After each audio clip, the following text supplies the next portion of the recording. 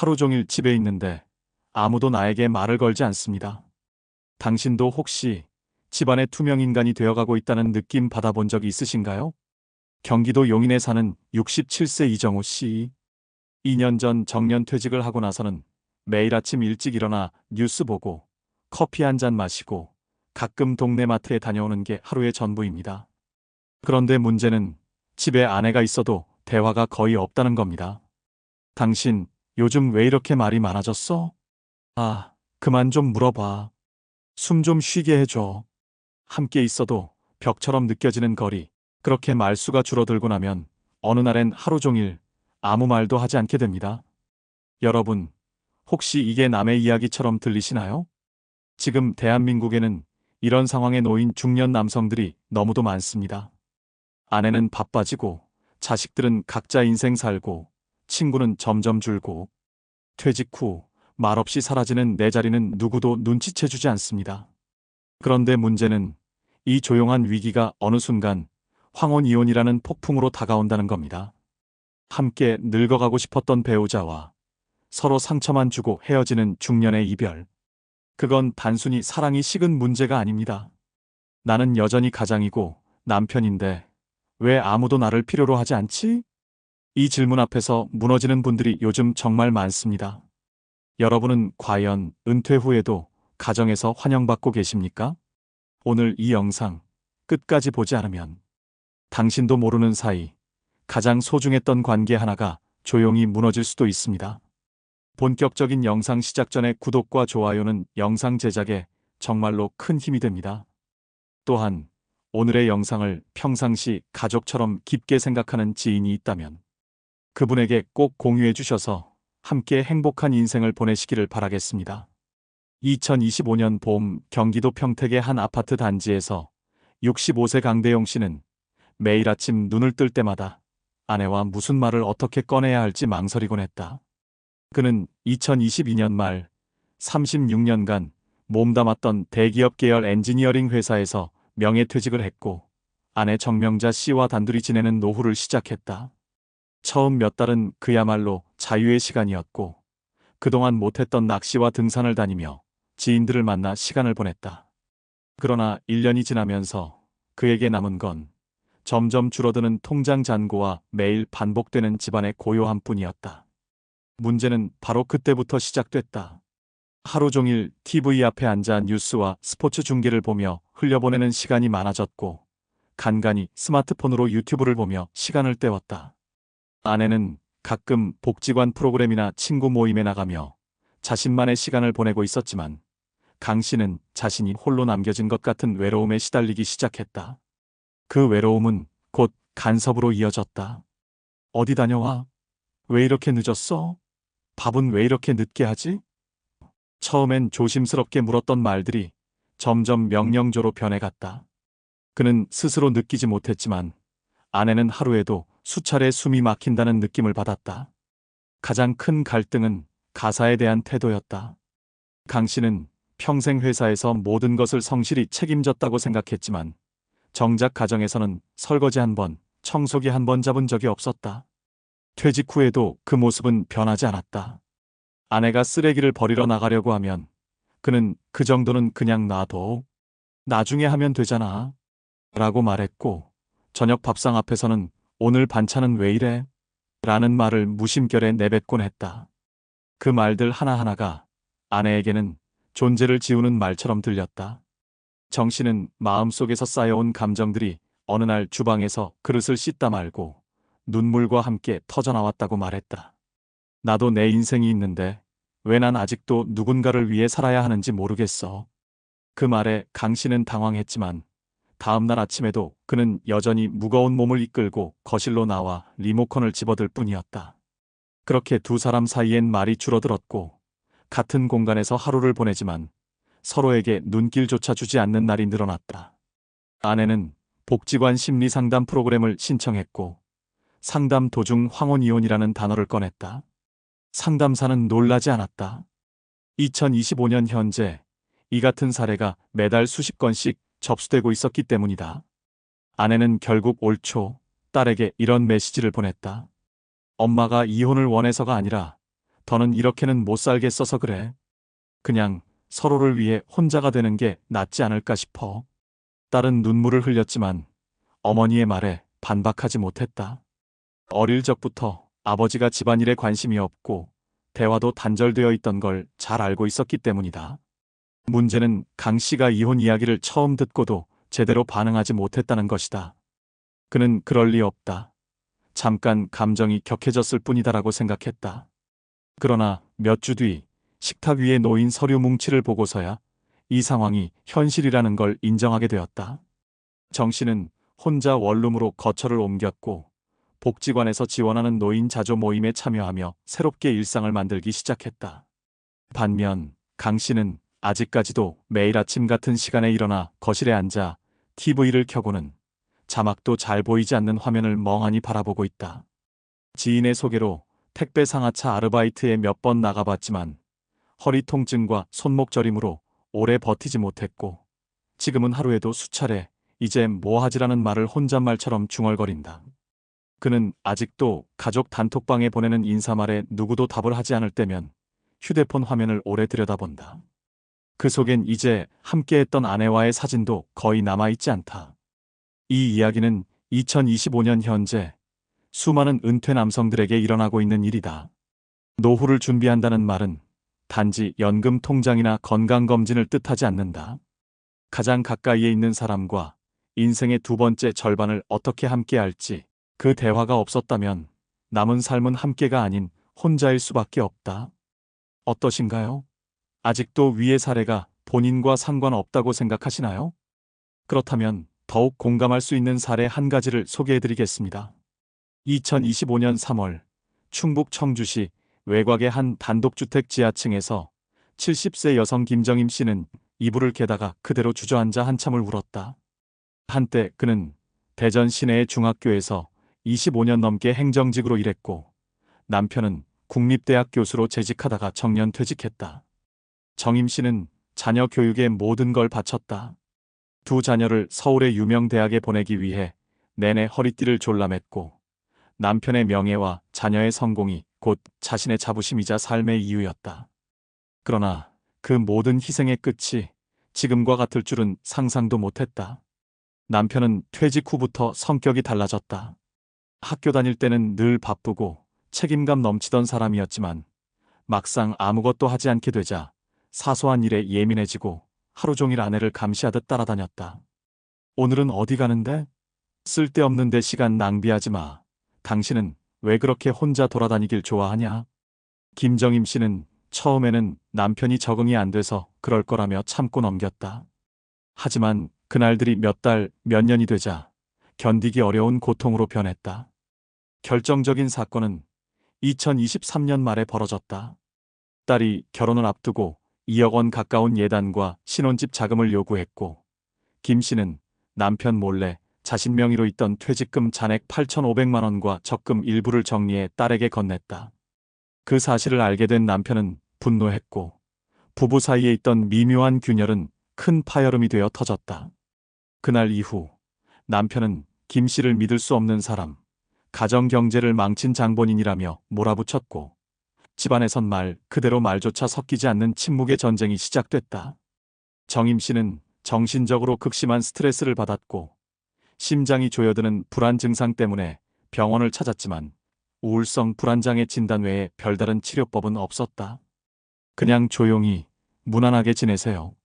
라는 의사의 말은 오히려 더 깊은 절망으로 다가왔다. 그녀가 선택한 건 이혼이 아닌 탈출이었다. 남편은 이혼을 완강히 반대했기에 정임 씨는 조용히 집을 나왔다.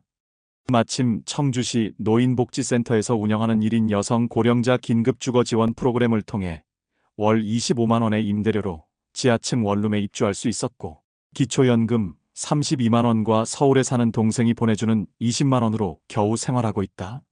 하지만 진짜 문제는 외로움이었다. 아이들이 다 잘 되면 뭐하죠? 아무도 저를 찾지 않아요. 정 씨는 자녀에게 연락을 몇 번 시도했지만 지금 바빠, 엄마 그 얘긴 나중에라는 말만 돌아올 뿐이었다. 결국 연락은 끊겼고 생일과 명절에도 휴대폰은 무음으로 지나가는 날이 반복됐다. 생활도 빠듯했다. 처음에는 쌀과 김치만 있어도 괜찮다고 생각했지만 겨울이 되자 난방비가 겁이 났다. 전기장판만 켜고 지내던 어느 날 급성 방광염으로 쓰러져 응급실에 실려갔지만 보호자 연락처를 쓸 사람이 없어 병원에서는 응급보호자 미확보 상태로 표기되었다. 입원 중 회진을 돌던 간호사가 혹시 자녀가 있느냐고 물었을 때 정임 씨는 있는데 바쁘답니다라고 대답한 뒤 고개를 돌렸다. 그녀는 퇴원 후 복지관의 노인 심리 상담 프로그램에서 이런 말을 남겼다. 난 내가 필요한 존재라고 생각했는데 이젠 아무데도 나를 쓸 데가 없다는 생각이 들어요.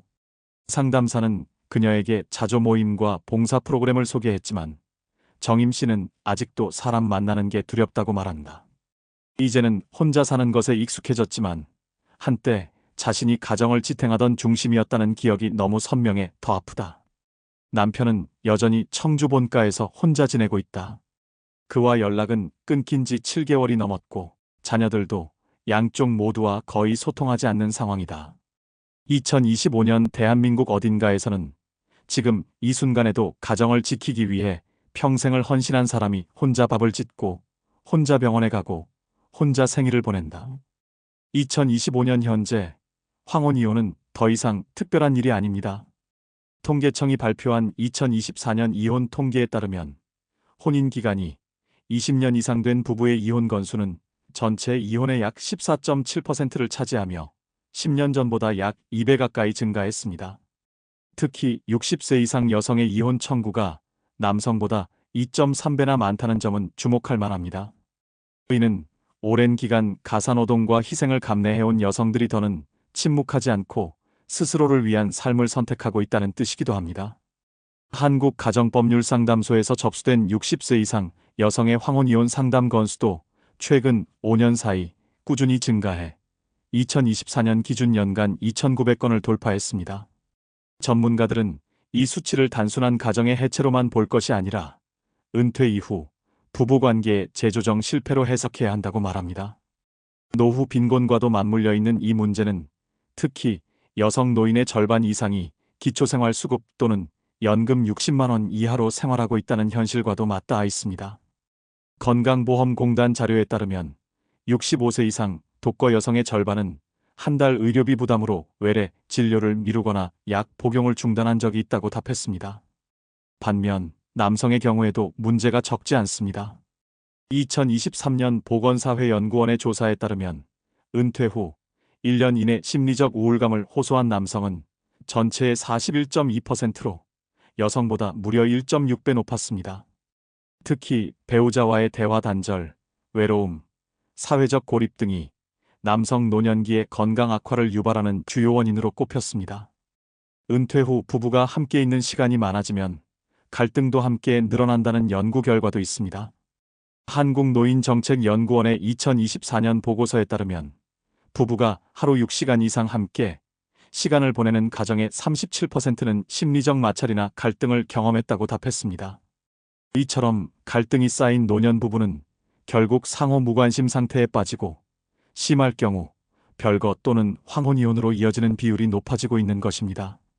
가족상담 전문가 배성윤 소장은 지금의 황혼이혼은 충동이 아니라 오랜 기간 누적된 상실감과 단절의 결과라며 노년기 부부의 갈등은 시간이 지날수록 고착화되고 복구가 어려워지는 경향이 강하다고 분석했습니다. 결국 은퇴 이후의 부부관계는 시간이 많아졌다고 해서 자연스럽게 좋아지지 않으며 오히려 역할 재정립과 감정 회복이 이루어지지 않으면 관계가 더 악화될 수 있다는 점을 보여주는 수치와 분석입니다. 그렇다면 이런 상황에서 우리는 무엇을 할 수 있을까요? 전문가들은 노년기 부부관계의 회복은 거창한 변화가 아닌 일상의 태도와 구조를 재조정하는 것에서부터 시작해야 한다고 강조합니다. 가장 먼저 실천할 수 있는 것은 바로 일상 속 역할 재배치입니다. 남편이 퇴직했다고 해서 완전히 쉬는 삶을 살기보다 집안일에서 자신의 영역을 정하고 실천하는 태도가 필요합니다. 매일 식사 후 설거지, 청소기 돌리기, 쓰레기 분리배출 등 작고 반복적인 실천이 아내와의 감정 거리를 좁히는 출발점이 될 수 있습니다. 두 번째는 각자의 시간과 공간을 존중하는 생활 방식입니다. 24시간 같은 공간에 머문다고 해서 관계가 회복되는 것은 아닙니다. 오히려 일정 시간 떨어져 각자만의 루틴을 만드는 것이 감정적인 여백과 여유를 만들 수 있습니다. 이때 활용할 수 있는 방법이 바로 지자체 프로그램과 공공자원입니다. 예를 들어 서울시 50플러스 재단에서는 은퇴 세대를 위한 재취업, 사회공헌, 취미 연계 프로그램을 꾸준히 운영 중이며 경기도는 노인 커뮤니티 케어 지원을 통해 은퇴 남성 사회활동 회복반이라는 소모임을 진행 중입니다. 부산시는 2024년부터 노노케어 노인이 노인을 돌보는 봉사활동을 확장하며 은퇴 남성들에게도 자존감 회복 기회를 제공하고 있습니다. 이런 프로그램들은 무료이거나 소액의 수강료만으로 참여할 수 있으며 참여자들의 만족도도 높은 편입니다. 세 번째로 중요한 것은 대화의 복원입니다. 전문가들은 정서적 단절이 시작되면 관계 회복까지 최소 6개월 이상의 시간과 반복적 시도가 필요하다고 말합니다.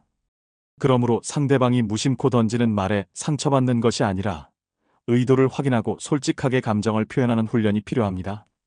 일부 지역에서는 부부 소통 특강이나 감정 코칭 집단 상담을 복지관과 정신건강센터를 통해 운영하고 있으며 실제 참여자들 중에는 황혼이혼 위기를 넘긴 사례도 적지 않습니다. 마지막으로 자신만의 생활 주기와 목표를 설정하는 것이 중요합니다. 하루 중 특정 시간에 산책하기, 도서관 가기, 자원봉사 참여 등은 단순한 일과가 아니라 노년의 주도권을 되찾는 길이기도 합니다. 은퇴 후 이제 나는 필요 없는 사람이다라는 생각이 들기 쉬운 시기이지만 작은 루틴을 만드는 것만으로도 자존감이 회복되고 주변 사람들과의 관계도 점차 부드러워질 수 있습니다.